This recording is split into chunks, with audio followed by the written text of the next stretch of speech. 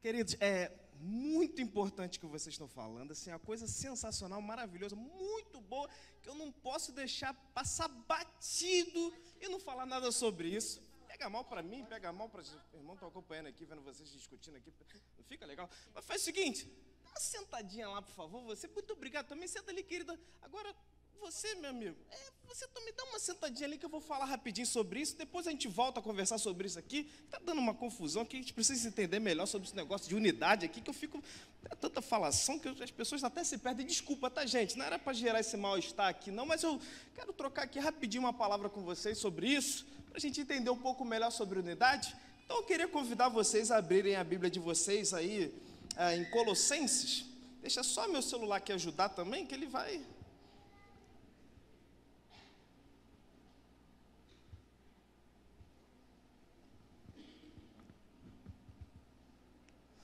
Agora sim,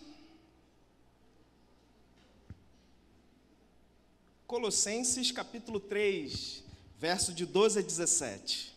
Colossenses capítulo 3, verso de 12 a 17.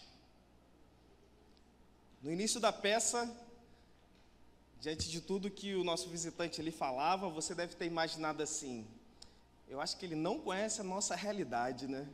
Falando que a nossa igreja é perfeita e tal. Isso não é verdade, né, irmãos? Não existe igreja perfeita.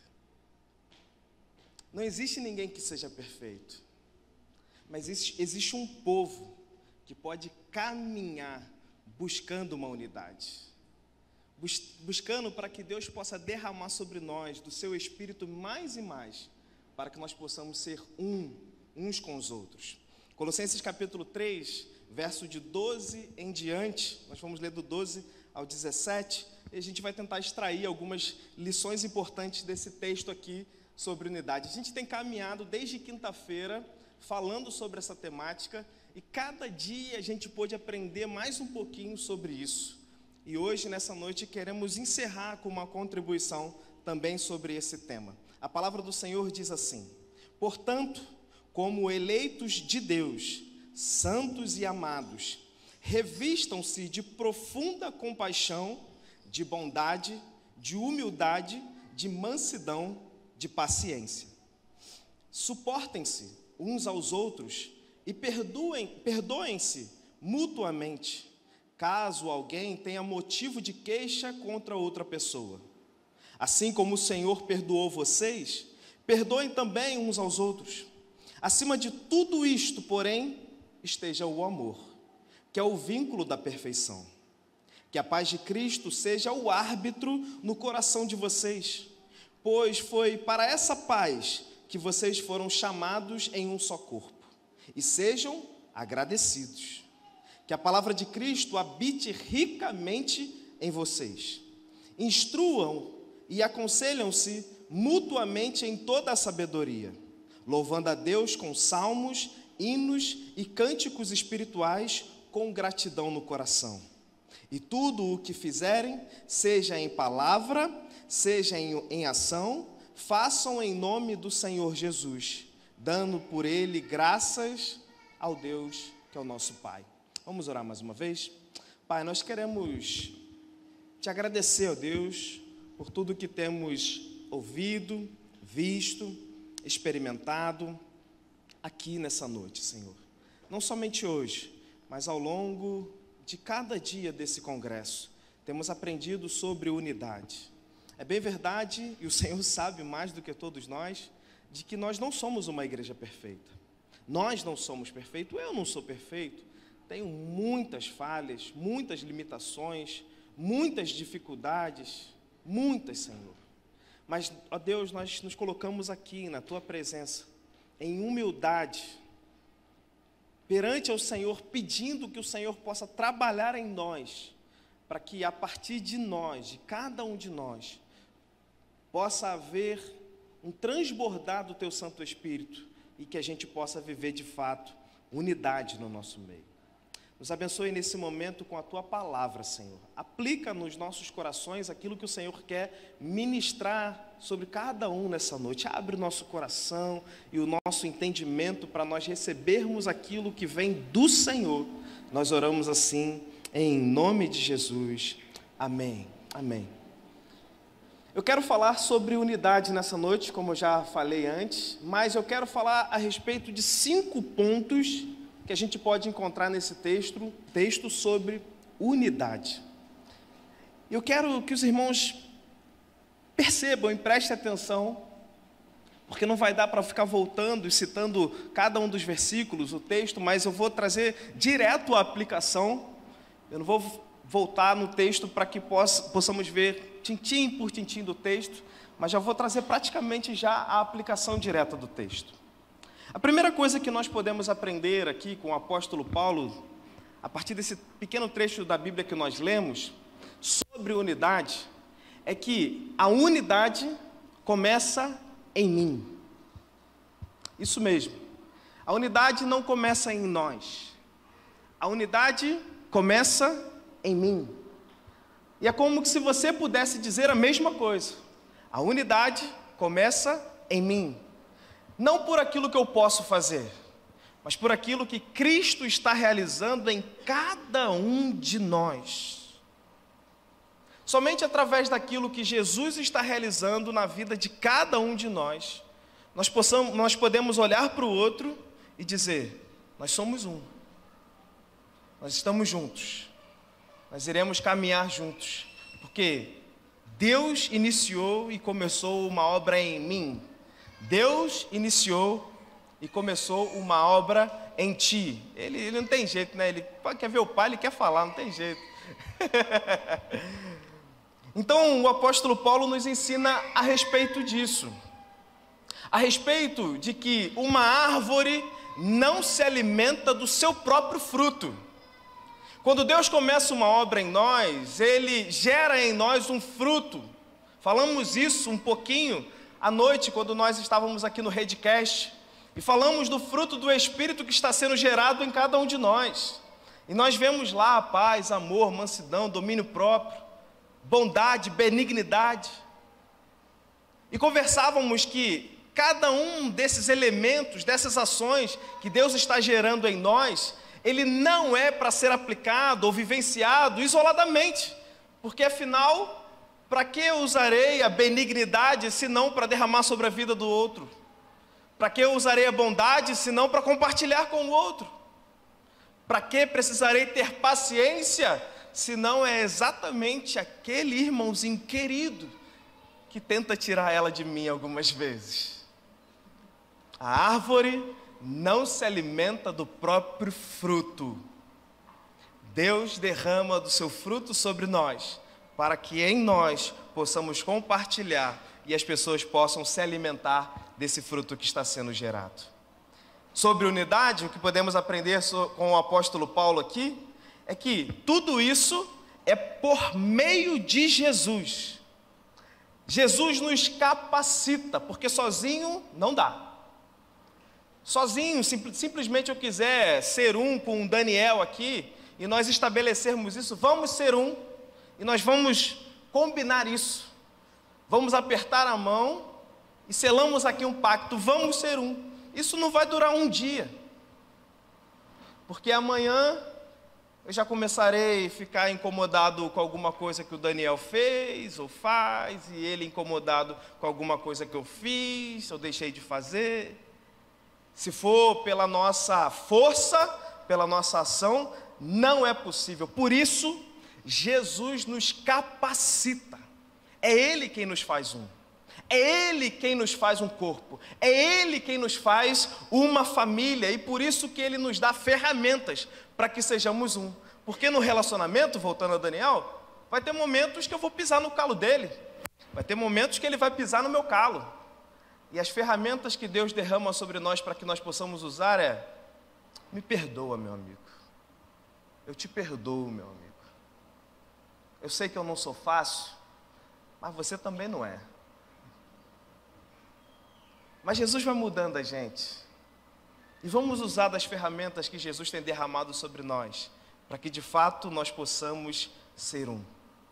Nós precisamos aprender e usar de maneira correta as ferramentas que Deus tem nos dado para que possamos ter relacionamentos saudáveis. Deus tem nos dado toda a capacidade necessária e todas as ferramentas necessárias para que a gente possa viver em unidade. O problema nessa questão são dois às vezes. O primeiro é que às vezes a gente quer suprimir o Espírito Santo de Deus em nós. E nós queremos abafar a voz do Espírito Santo de Deus em nós. Aquele mesmo Espírito que diz para a gente, sabe aquele irmãozinho lá que você está ressentido com ele? Vai até ele. Perdoe ele. Peça perdão. Ajude-o. Paga um curso para ele. Abençoe a vida dele. E a gente pega essa voz do Espírito que está gritando dentro de nós e a gente quer suprimir essa voz e a gente começa a colocar barreiras no meio disso. Mas, Senhor, ele não merece que eu perdoe ele, não. Aliás, Senhor, se eu o perdoar, eu tenho certeza que ele vai fazer isso de novo. Mas como Jesus é tão sábio e sabe de todas as coisas, quando foi perguntado quantas vezes devíamos perdoar, ele disse 70 vezes 7. Eu já falei isso aqui, mas eu repito porque isso precisa ser reforçado. Não é para a gente ficar fazendo cálculo. Bem, então aquele irmão ali tem um limite de 490 vezes. Fiz o cálculo certo? Fiz? É porque quase me falhou aqui agora, hein? Bem, aquele irmão ali tem o limite de errar comigo 490 vezes. Eu vou contar, eu vou marcar no meu caderninho. Se passar disso, já era. Acabou o nosso relacionamento. Mas diga, seja sincero aqui comigo. Alguém, quando chega na terceira vez, pensa que ainda faltam 487 vezes? Na terceira, não. Pastor, é a terceira vez que eu perdoo e ele faz de novo. Eu perdoo e ele faz de novo. Mas tem 487 vezes, irmão. Pô, mas aí já é demais, Senhor. 487? Deus, aí é muito, Deus. Mas não é sobre isso que Jesus está falando. O que Jesus está falando é que no Antigo Testamento, quando Lameque matou 2 homens, lembram? Quando Caim matou Abel, Deus disse que quem tocasse em Caim, seria vingado 7 vezes. Quando Lameque, da descendência de Caim, matou 2 homens, ele disse, se Caim foi vingado 7 vezes, eu serei vingado se alguém tocar em mim 70 vezes 7. E Jesus olha para a pergunta de Pedro e diz, vocês devem perdoar 70 vezes 7. O que Jesus está dizendo é, jamais se vinguem. Jamais se vinguem. O caminho sempre foi e sempre será do perdão. Mas só há uma maneira da gente vivenciar isso. É não suprimir a voz do Espírito que grita dentro de nós e diz, perdoem, perdoem, amem, amem, vivam a mutualidade, vivam uns aos outros, mas também há uma outra coisa que às vezes a gente escorrega e que atrapalha que por meio de Jesus a gente possa viver a unidade. É quando nós nos emprestamos para que o diabo, Satanás, possa nos usar para causar divisões. Às vezes, infelizmente, nós emprestamos a nossa boca e somos usados muitas vezes pelo diabo para causar divisão no nosso meio. Percebam, eu não estou falando de possessão demoníaca, não é isso. Porque aquele que é a habitação do Espírito Santo não tem mais espaço para que demônio nenhum possa tomar posse de você. Você é de Jesus e ponto final. Mas eu estou dizendo que por vezes o diabo tenta cirandar a gente, cirandar a nossa mente, cirandar os nossos ouvidos e nos usar para que às vezes uma palavra maldita possa gerar algum conflito no nosso meio. Nenhum de nós estamos livres disso. Mas todos nós somos chamados que, em realizando isso, que possamos nos arrepender, que possamos voltar atrás, que possamos pedir perdão e que possamos nos reconciliar. Em terceiro lugar, falar sobre unidade a partir desse texto é entender que a unidade sobrevive com o amor. Não há unidade que possa ser sustentada fora do amor. O amor é sempre a resposta. O amor é a resposta. Dizer que a unidade sobrevive pelo amor não é dizer que o amor aceita tudo, mas é aprendermos que 3 elementos precisam estar presentes na nossa vida simultaneamente. Precisamos conhecer a Deus, precisamos buscar a santidade em Deus e precisamos viver em unidade. Precisamos conhecer a Deus, precisamos buscar a santidade em Deus e precisamos viver em unidade. Esses 3 elementos precisam estar simultaneamente na nossa vida. Porque não adianta falarmos que conhecemos a Deus, bem entre parênteses mesmo, e não buscarmos uma vida em santidade. Ou ainda não conseguir desenvolver uma vida em comunidade, em comunhão. Bem, eu já conheço a Deus, Senhor. Eu sou craque na EBD. Eu sei tudo, sei até aqueles nomes que ninguém sabe. Sabe genealogia? Ih, eu falo tudo, pastor. Sei tudo sobre Deus, sei tudo sobre a palavra dele. É verdade, meu? É verdade. Mas tem buscado santidade? Não, aí já é outro assunto, pastor. Não, aí eu conheço a Deus. Agora esse negócio de viver aquilo que Ele quer em mim, não, aí é outra coisa. Ah, é, meu irmão? É. E vida em comunidade? Está exercitando o perdão? Está exercitando a paciência? Está exercitando a mutualidade? Não, esse negócio de estar em comunhão não é bom não. Bom não, pastor, porque você sabe qual é a verdade? Ninguém quer saber nada de Bíblia. Então, como eu leio muito a Bíblia, eu fico no meu cantinho, não gosto de me relacionar com ninguém, fico ali no meu quadrado, sou a igreja no meu quadradinho, porque afinal parece que só eu que leio a Bíblia, ninguém conhece a Deus. Não sabem nem os nomes dos apóstolos. Aliás, se me perguntarem aqui de cabeça, eu já esqueci. Sabem nem o nome dos apóstolos. Sabem nada, pastor. Ah, mas você conhece? Conheço, mas e vida de santidade? Não, aí é outra coisa. E comunhão? Não. Aí não, aí deixa comigo mesmo, que é suficiente. Eu e o Espírito Santo estamos juntos, não preciso de mais ninguém. O nome disso é intelectualismo espiritual. Isso não é vida cristã. Mas também não adianta termos padrões de moralidade, onde a pessoa se coloca numa posição de moralidade. Eu sou um santo, eu sei tudo sobre moralidade, sobre usos e costumes, sobre que vestimenta eu preciso usar. Olha ali, aquela pessoa ali está com uma vestimenta que no meu tempo não podia não, hein? Calça jeans, opa, isso aí não podia usar não. Bermuda, não. Aliás, eu sei tudo sobre moralidade. Mas não adianta a gente se colocar nessa posição se a gente não consegue cumprir aquilo que a gente quer exigir das pessoas. Jesus falou acerca disso com os fariseus.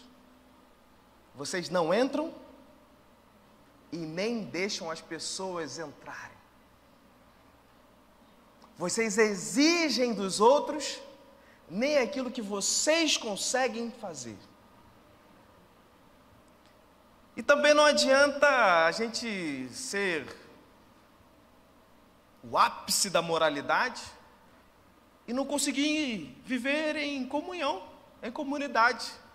Porque a gente acha que o outro é tão sujo e tão pecador que jamais posso me relacionar com esse ser. O nome disso? Religiosidade. Mas também não adianta termos os nossos coleguinhas, termos os nossos grupinhos, vivo em unidade com o meu grupo e todo mundo tem o mesmo pensamento. E é bom demais. quando um fala, o outro completa, o outro termina a frase. Nossa, é uma coisa maravilhosa. Nós temos uma amizade que a gente consegue, assim, só no olhar, nós nos comunicamos. É verdade? É verdade, pastor. Que legal. Mas me diga, esse seu amigo, essa sua amizade, tem contribuído para que você possa conhecer mais a Deus? Não. Ele não sabe nada sobre Deus? Não sabe. E você tão pouco. E ninguém ajuda? Ninguém faz o outro crescer nessa relação? Não, pastor. Mas, e vamos expandir esse negócio aí, essa relação que vocês têm?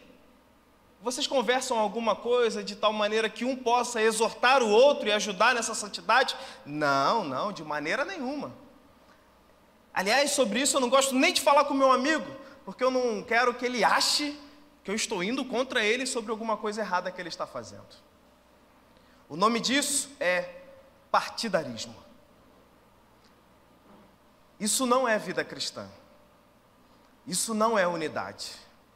Uma unidade verdadeira precisa começar em Deus, em buscarmos conhecer quem Deus é, em permitir que Deus realize em nós uma obra de santidade, e em realizando essa obra de santidade, pelo elo do Espírito Santo, nós possamos ser um. O problema é que, por muitas vezes, as nossas diferenças com as pessoas não está em elas serem diferentes. Às vezes o problema dos nossos relacionamentos está em não nos relacionarmos. Porque muitos de nós aqui temos amizades com pessoas que são completamente diferentes da gente. Talvez muitos de nós aqui tenhamos amizades com pessoas que a gente um dia falou assim: jamais imaginei que eu pudesse criar um vínculo mais profundo de amizade com essa pessoa, porque ela é tão diferente de mim, mas bastou a gente começar a se relacionar. E ao nos relacionarmos, nós fomos vendo que, poxa, que pessoa legal, que pessoa que abençoa a minha vida, que pessoa maravilhosa para a gente caminhar junto. Por vezes, as nossas diferenças são causadas por causa da nossa superficialidade no amor, por causa da falta de relacionamentos que cultivamos, que não cultivamos com determinadas pessoas. Nós nos privamos tanto de nos relacionarmos com todas as pessoas, com várias pessoas, com as pessoas que aqui estão, e ficamos sempre no nosso grupinho, de tal maneira que a gente não imagina o quanto a outra pessoa pode nos abençoar. Vou dar um exemplo prático disso. Quem aqui foi no retiro? Não imaginava que fosse uma galera toda dessa aqui.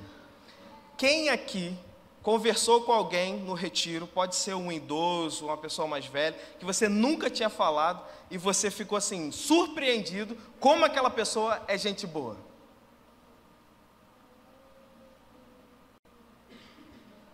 Entramos, saímos, damos tchau, boa noite, mas jamais podemos imaginar que a pessoa que está do nosso lado são pessoas de Deus que podem abençoar e sermos abençoados por essas pessoas. Às vezes o problema está na superficialidade dos nossos relacionamentos. Como fazemos então para encontrarmos esse caminho de unidade? O amor sempre será a resposta. No texto que nós lemos, o apóstolo Paulo disse que o amor é o vínculo da perfeição. Se nós não somos perfeitos, e de fato não somos, o que pode gerar algum tipo de perfeição nos nossos relacionamentos é o amor. Somente o amor pode de fato nos fazermos um.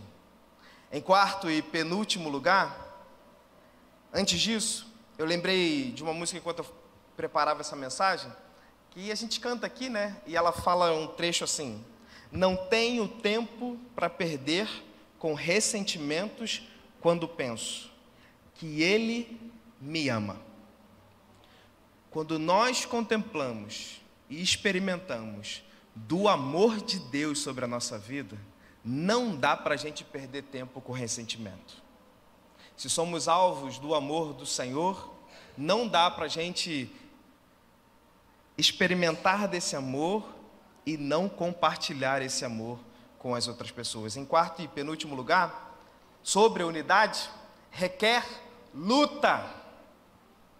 E quando digo que requer luta, quero dizer que nós precisamos lutar, porque precisamos, através da nossa luta, estabelecer a paz nos relacionamentos.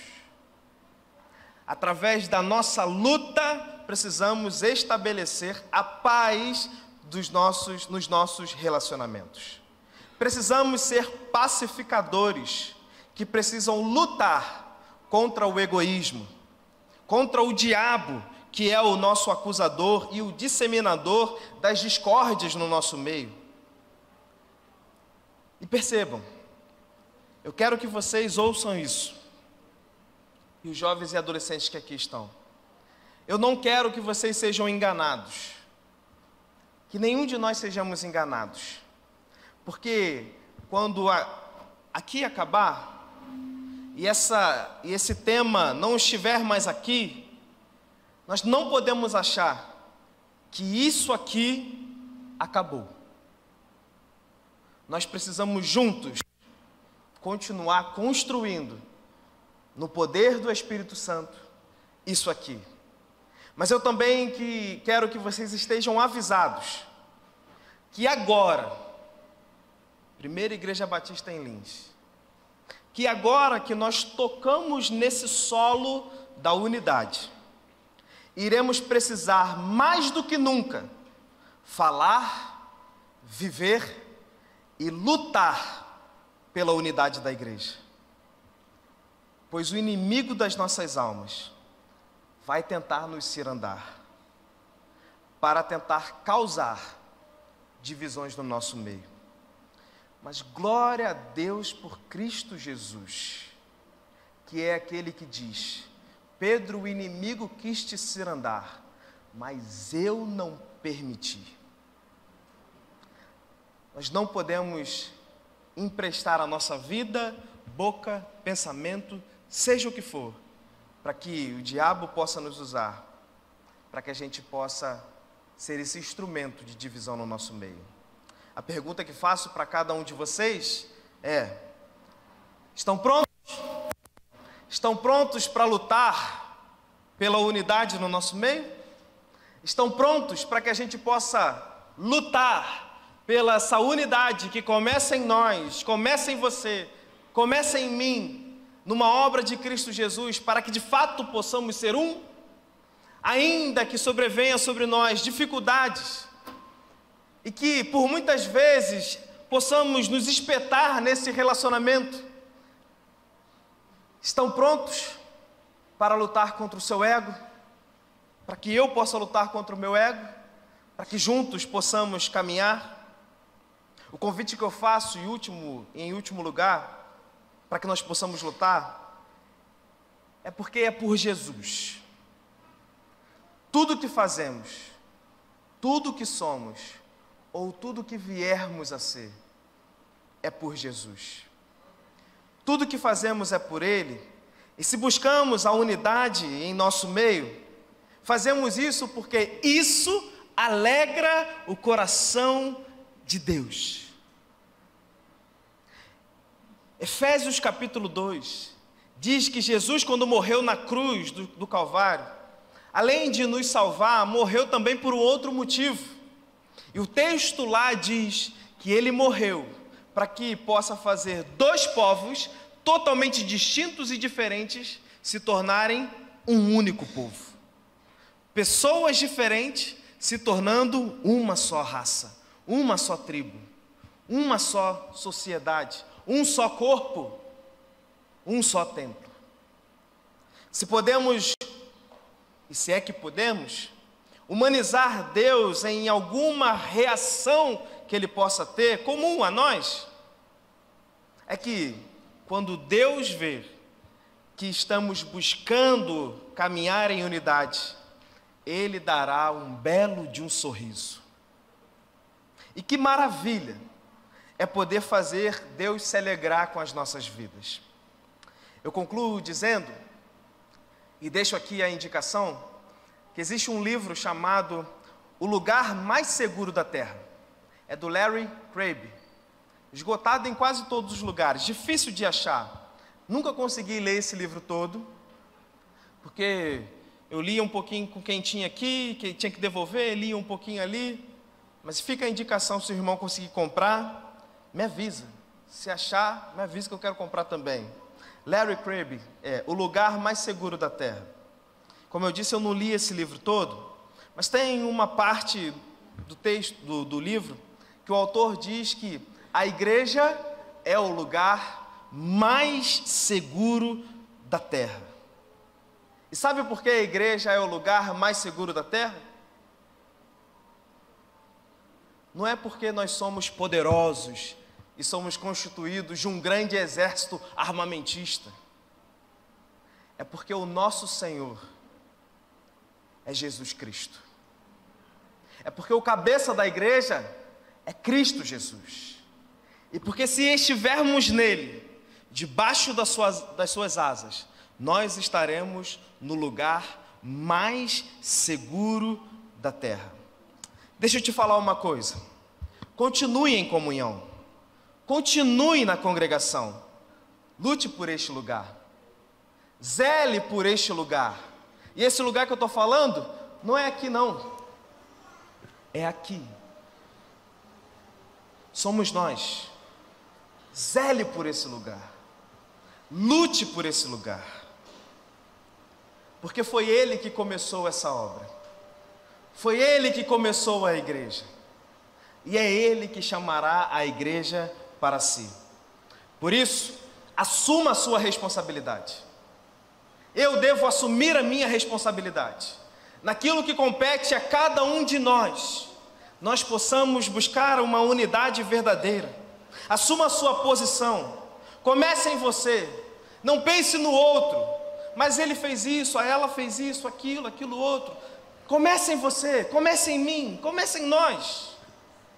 Dê suporte para as pessoas. Não deixe o diabo te enganar, fazendo você pensar que o plano de Deus, que é a igreja, deu errado. Porque não deu errado. Diga para o diabo: não, nada poderá frustrar os planos de Deus. A igreja é o lugar mais seguro da terra e eu não vou deixar de ser e pertencer a este lugar. Eu me coloco aqui, Senhor, para que eu possa fazer tudo o que compete a mim, para que juntos, irmãos, possamos viver em unidade. É isso, meu jovem. Entendeu agora o que a gente estava falando aqui um pouquinho? Pastor, eu quero te agradecer. Eu finalmente entendi o que é unidade. Poxa, que legal, cara. Então, assim, a gente é meio doidinho, assim, a nossa igreja ela não é perfeita, tem as suas dificuldades, mas assim, uma coisa é certa.